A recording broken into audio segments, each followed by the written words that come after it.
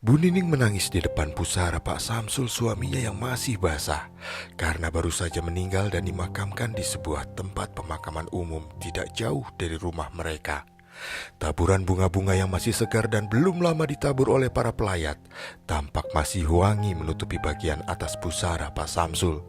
Sementara itu, Lala anak sematawayang Bu Nining dan Pak Samsul tampak menangis dalam pelukan salah satu kerabatnya yang ikut menemani keluarga Bu Nining. Pak Samsul meninggalkan hutang yang sangat banyak karena perusahaannya bangkrut.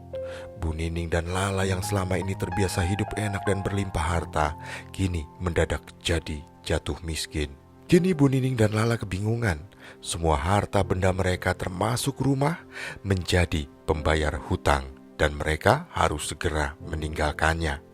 Tak hanya itu, Lala sejak kecil divonis dokter tidak memiliki rahim. Bu Nining tidak mau masa depan Lala suram, terutama nanti ketika Lala akan menikah. Sebelumnya Bu Nining mati-matian membiayai operasi rahim Lala agar kelak Lala bisa punya keturunan. Sedangkan Lala terus mengeluh mengapa hidup mereka sekarang seperti gelandangan. Mereka berdua berjalan menyusuri jalan yang lengang setelah sebelumnya diminta pergi dari rumah karena rumah mewah mereka disita oleh pihak bank. Tak ada hiruk pikuk kendaraan yang berlalu lalang karena telah memasuki malam hari. Keduanya pun berjalan gontai sambil membawa barang-barang mereka dengan 1001 beban pikiran di kepala yang menjajah diri mereka. Tiba-tiba tas Bu Nining dijamret oleh orang yang ternyata sejak tadi telah menguntit mereka. "Jambret, tolong!" teriak Bu Nining seraya menunjuk-nunjuk ke arah dua orang yang naik sepeda motor dan baru saja menyambar tas Bu Nining. Namun tak seorang pun warga yang datang untuk menolong. Mungkin mereka takut melihat pejamret yang dibonceng rekannya tersebut membawa senjata tajam. Kemudian Bu Nining mencoba mengejar kedua pejamret yang naik sepeda motor itu. Namun usahanya gagal karena mereka terus memacu sepeda motor dengan sangat kencang hingga tidak bisa terkejar oleh Bu Nining. Gagal mendapatkan kembali tasnya, Bu Nining dengan wajah lemas dan tubuh yang lesu akhirnya berjalan mendekati Lala yang menunggunya di bawah pohon besar dekat trotoar. "Sekarang kita mau kemana lagi, Bu? Aku gak mau kalau kita jadi gelandangan tidak tentu arah seperti ini. Lebih baik aku mati saja, Bu. Aku gak sanggup hidup begini. Aku malu, Bu," ucap Lala setengah terisak. Nada bicaranya menyiratkan rasa putus asa yang teramat sangat. Bu Nining yang sangat menyayangi putri sematawayangnya itu mencoba menenangkannya sambil mengusap-ngusap rambut panjangnya. "Sabar, Nak. Kamu jangan bicara seperti itu. Sekarang ibu gak punya apa-apa lagi. Cuma kamu satu-satunya harta berharga yang ibu miliki. Kalau kamu gak ada, ibu nanti menghabiskan masa tua sama siapa, Nak?" ucap Bu Nining dengan sedih. Lalu keduanya berpelukan sambil menangis, meratapi nasib malang yang kini menimpa keluarga mereka. Ibu dan anak itu bukan hanya ditinggal sosok seorang suami dan juga seorang ayah, tapi juga ditinggalkan dengan kondisi keuangan yang berantakan. Jelas siapapun yang mengalami musibah seperti Bu Nining dan juga Lala pasti akan merasakan kepahitan dan kesedihan yang sama. Tak lama kemudian Bu Nining tiba-tiba ingat pada Bu Aisyah kakaknya yang hidup dengan mapan. Dia pun tanpa berpikir panjang mengajak Lala untuk menuju ke sana. Bu Aisyah dan Pak Dedi suaminya memang baik hati dan senang menolong. Mereka menyambut baik kedatangan Bu Nining dan juga Lala. Bahkan Alda, anak sematawayang mereka yang seumuran dengan Lala, ikut senang dengan kehadiran sepupu dan tantenya tersebut. Singkat cerita, Bu Aisyah dan Pak Dedi tak keberatan bila Bu Nining dan Lala tinggal bersama mereka di rumah mewah mereka yang selama ini hanya ditinggali oleh mereka bertiga.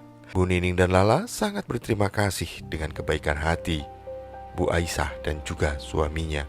Suatu hari Robi, calon suami Alda, datang ke rumah.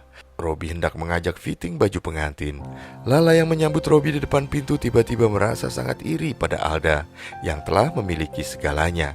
Alda hidupnya enak, punya calon suami yang kaya dan ganteng lagi. Lala pun mencoba menarik perhatian Robi, tapi usahanya sia-sia karena Robi ternyata malah cuek. Lala pun geram, dirinya hanya dianggap sepupu kere yang numpang di rumah tante dan sepupunya yang kaya itu. Entah mengapa, Lala jadi ingin seperti Alda dan merebut semua yang dimiliki oleh Alda sekarang. Lala pun menyampaikan keinginannya itu pada Bu Nining. Akan tetapi beliau minta Lala jangan gegabah. Kalau sampai Alda dan kedua orang tuanya tahu, bisa-bisa mereka diusir. Bu Nining yang selalu menuruti kemauan Lala meminta Lala untuk bersabar, menunggu waktu yang tepat agar Lala bisa merebut semuanya dari Alda. Malam itu Bu Nining tidak bisa tidur. Dia bermimpi didatangi oleh mendiang orang tuanya dan juga Bu Aisyah. Mereka terlihat marah dan menegur Bu Nining, jangan pernah berniat jahat pada keluarga kakaknya sendiri. Apalagi Bu Aisyah sangat berjasa mengurus Bu Nining sejak mereka telah meninggal. Bila tidak dituruti maka Bu Nining akan celaka. Bu Nining malah protes, dia merasa lebih cantik dan pintar dari Bu Aisyah. Tapi kenapa kehidupan Bu Aisyah lebih bahagia? Dia kesal dari dulu Bu Aisyah yang selalu dapat pujian dari orang-orang. Tiba-tiba sosok yang menyerupai kedua orang tua Bu Aisyah dan Bu Nining pun menghilang. Bu Nining pun terjaga dari mimpi. Tanpa sadar tubuhnya terguling ke bawah kasur. Bu Nining mengusap-usap kepalanya yang sakit akibat terjatuh. Sepertinya itu adalah teguran pertama yang Bu Nining terima karena telah mendukung niat jahat dari putrinya. Tapi Bu Nining hanya menganggap itu sebagai sebuah insiden biasa. Malam itu, tiba-tiba terjadi gempa di wilayah kediaman mereka. Bu Nining pun segera membangunkan Lala, sedangkan Bu Aisyah dan Pak Dedi telah dibangunkan oleh Alda. Kedua orang tua Alda itu pun berteriak minta tolong karena kamar mereka bersebelahan dengan kamar yang ditempati oleh Bu Nining dan Desi. Tolong, tolong. Suara teriakan Bu Aisyah bersaut-sautan dengan Pak Dedi terdengar nyaring. Lala yang telah terbangun ikut mendengarnya. Bu, itu Tante Aisyah sama Om Dedi teriak minta tolong, kita tolongin yuk, ucap Lala dengan wajah khawatir setelah berhasil keluar dari kamar. Lala telah siap bergegas untuk membantu Bu Aisyah dan juga Pak Dedi. Di luar dugaan, Bu Nining malah dengan sigap segera menarik tangan Desi agar menjauhi kamar kakak kandungnya dan kakak iparnya itu. Udah biarin aja, kamu gak perlu repot-repot nolongin mereka. Apa kamu lupa dengan cita-cita kamu yang ingin memiliki semua yang dimiliki oleh Alda? Kata Bu Nining dengan wajah memancarkan aura penuh ketegaan. Lala sempat tercenung sejenak. Namun setelah itu Lala malah membenarkan ucapan ibunya itu. Iya juga ya Bu, kalau Om Deddy sama Tante Aisyah mati, Alda kan bisa jadi anak yatim piatu. Dan ibu sebagai satu-satunya saudara Tante Aisyah berhak juga atas harta Om Deddy. Lala mengangguk-angguk seraya tersenyum senang karena rencananya akan berhasil dengan mulus. Goncangan gempa kembali terjadi.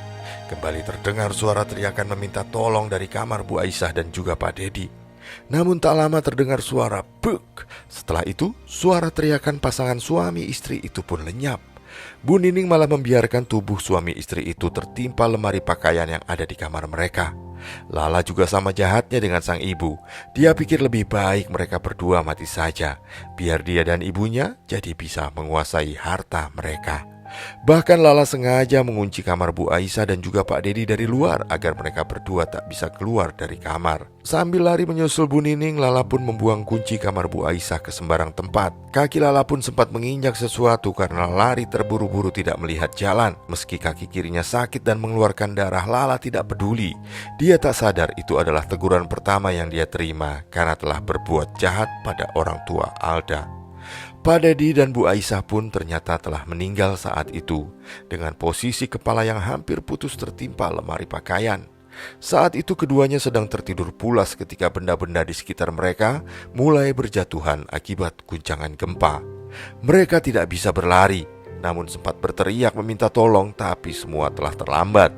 Lemari pakaian yang ada di depan ranjang mereka telah lebih dulu menghantam tubuh mereka di bagian kepala hingga kepala mereka nyaris putus. Sementara itu Alda sendiri kepalanya tertimpa kaca rias. Beruntung dia berhasil berlari keluar sebelum jatuh pingsan. Saat telah siuman, tahu-tahu Alda telah berada di sebuah ruangan yang serba putih. Rupanya Alda kini telah berada di rumah sakit. Hati Alda hancur ketika dokter mengatakan bahwa benturan di kepalanya yang cukup keras membuatnya buta karena ada pecahan kaca rias yang menusuk ke dalam kornea matanya. Tangis Alda pun langsung pecah saat tahu kedua orang tuanya tewas akibat bencana gempa semalam. Lala dan Bu Nining sebenarnya diam-diam senang dengan musibah yang menimpa Alda. Namun di depan Alda, ibu dan anak itu pura-pura menguatkan Alda dan memintanya untuk bersabar.